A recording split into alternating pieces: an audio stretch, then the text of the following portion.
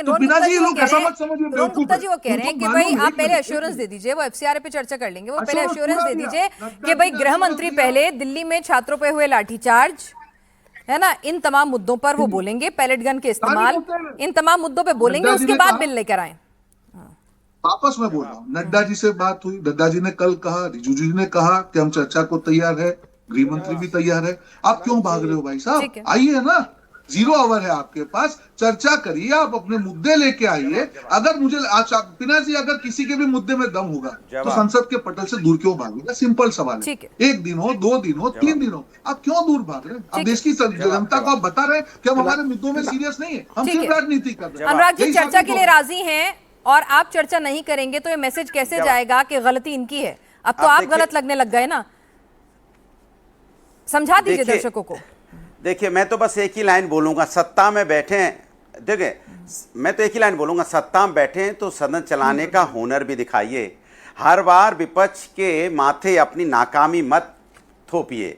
कुर्सी सिर्फ सत्ता की नहीं, जिम्मेदारी की निशानी भी है। सदन चलाना आपका फर्ज है, ये आपको मैं याद दिलाता हूं। सवाल है कि आप कह रहे एफसीआरए पे डिस्कस कर लो पहले, जब आपसे बात लगातार 15 दिन से विपक्ष एक ही मांग कर रहा है कि पहले सदन में आइए, पहले जवाब दीजिए, तो 15 दिन से आप जवाब नहीं दे रहे हो, अचानक आ रहे हो कि नहीं अब एफसीआरए पे चर्चा कर लो। हम एफसीआरए पे भी कर लेंगे, सारे बिल पे चर्चा कर लेंगे। पहले जो हमारे छात्रों पे लाठी चली है, सर फूटा है, पहले यहाँ चढ़ावा चोरी, उस पर जवाब तो दीजिए आगे सदन के अंदर में। आप जवाब देने को तैयार क्यों नहीं होते? पहले आप कंडीशन क्यों डालते हो कि पहले एफसीआरए होगा, उसके बाद फलाना बिल होगा, उसके बाद ठिकाना बिल होगा, उसके बाद पार्लियामेंट बंद हो जाएगी। फिर हम यहाँ पे लगातार 15 दिन से आपसे मांग कर रहे हैं कि आप पार्लियामेंट में आइए और जवाब दीजिए।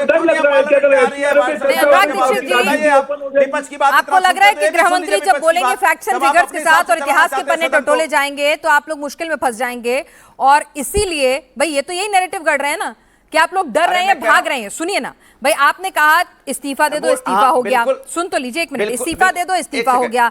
आपने कहा कड़े कानून लाओ, कड़े कानून आ गए, नीट में एनटीए में रिफॉर्म्स करो, वो भी हो गया। अब आपने कहा कि भाई इस मुद्दे पे पहले चर्चा होगी, वो भी मान गए। अब भी अगर आप नहीं चलने देंगे तो ये कसूरवार कैसे होंगे? एक सेकेंड, हाँ सुनिए मेरी आपसे बात, सीधी सी बात मैं कर रहा हूं।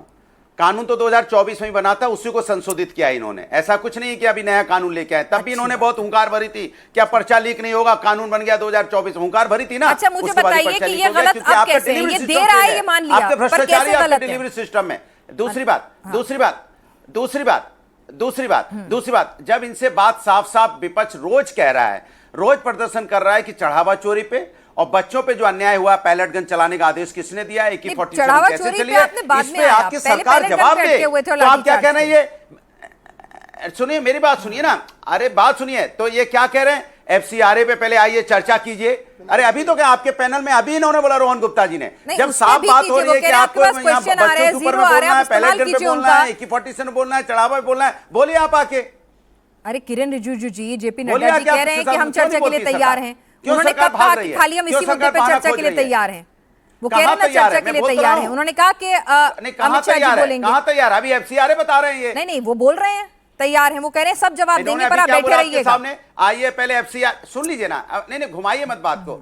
अरे रुकिए, आपके सामने बोल रहा हूं। इन्होंने अभी क्या बोला, आइए एफसीआरए पे पहले चर्चा करते हैं। अरे भाई आपसे सीधी सी रिक्वेस्ट हो रही है, आइए आप सदन में पहले जवाब दीजिए कि बच्चों पे कैसे पैलेट गन चली है, चढ़ावा चोरी कैसे हो गया, ये जवाब दीजिए। इतनी सी बात मान रहे हैं तो सरकार डर के भाग क्यों रही है? सरकार डर क्यों रही है? चढ़ावा चोरी में क्यों डर रही है सरकार? क्यों डर रही है सरकार? पैलेट गन चलाओ, AK-47 की बात होती है तो सरकार डर क्यों रही है जवाब देने से? चढ़ावा चोरी से प्रभु राम के मंदिर से प्रभु राम के मंदिर की बात हो रही है, चढ़ावा चोरी की बात हो रही है, तो आप मुद्दा बदल रहे हो। प्रभु राम के घर में चोरी हुई है, इसका जवाब आपसे मांग रहे हैं पूरा देश, और प्रभु राम के नाम पे आप भाग रहे हो, ये चिंता की बात है। प्रभु राम के नाम पे आप चर्चा नहीं करना चाहते, उनके घर में चोरी हुई, उसमें चर्चा नहीं करना चाहते। ये पूरा देश देख रहा है कि आप पहली बार भगोड़ा विपक्ष देखा तो चर्चा से संसद में दूर भाग रहा है, क्योंकि इनकी नियत में खोट है। इनको मालूम है कि अगर चर्चा की तो फंस जाएंगे, इनको मालूम है पोल खुल जाएगी देश के सामने। चोरी पे कि मैं इनकी पूछना हकीकत चाहता क्या है। हूं। राम मंदिर की FCR बात है करने वो, से क्यों घबरा रही है हर मुद्दे पे सरकार? इनकी राम हकीकत मंदिर देश में के जावा सामने चोरी से एक्सपोज हो क्यों जाएगी घबरा रही है और सरकार? चीजें दूर सरकार भाग क्यों रही है। घबरा रही है? यहाँ पैलेट अरे दे रही है, यहाँ अरे पे किसने order अरे दिया अनुराग चलाने भदौरिया की? जी, आप लोग सरकार राम क्यों मंदिर का घबरा मुद्दा रही है अच्छा कि खासा पेपर उठा रहे से थे जब जवाब नीट दे वाला देने मुद्दा से? है, राहुल जी के साथ सरकार बोलिए, फिर बोलने आपको से याद आया पक्ष कि राम नहीं मंदिर का है। मुद्दा उठाना है, सीधा सा फिर जिस सवाल तरह से उठाया उसमें भी कंट्रोवर्सी हो गई, तो थोड़ी सी दिक्कत यहाँ पर। अब आप कह रहे हैं पेपर लीक, अखिलेश जी कह रहे हैं पेपर लीक और राम मंदिर, दोनों के सूत्रधार एक ही देवी हैं। जी, सुन तो लीजिए ना देवी अनुराग लगातार जी, उठा रहे हैं।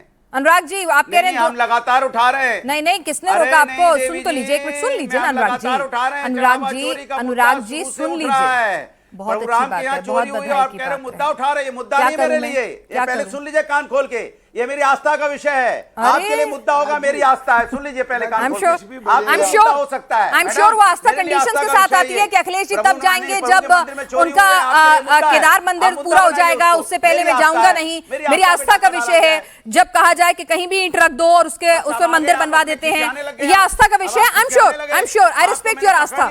पुराने बयान, आई एम सॉरी, यहाँ पर अनुराग जी हम लोग पूरे बयानों की फैक्टलेस देके दे रहे हैं। अखिलेश जी के क्या बयान थे और समाजवादी पार्टी की कितनी आस्था है, ठीक है अनुराग जी, डिजिटल वर्ल्ड है, एक काम कीजिए, ये सारे बयानों का फैक्ट चेक कर लीजिए, ये आप ही लोगों ने दिए हुए हैं, तो आस्था तो छोड़ ही दीजिए।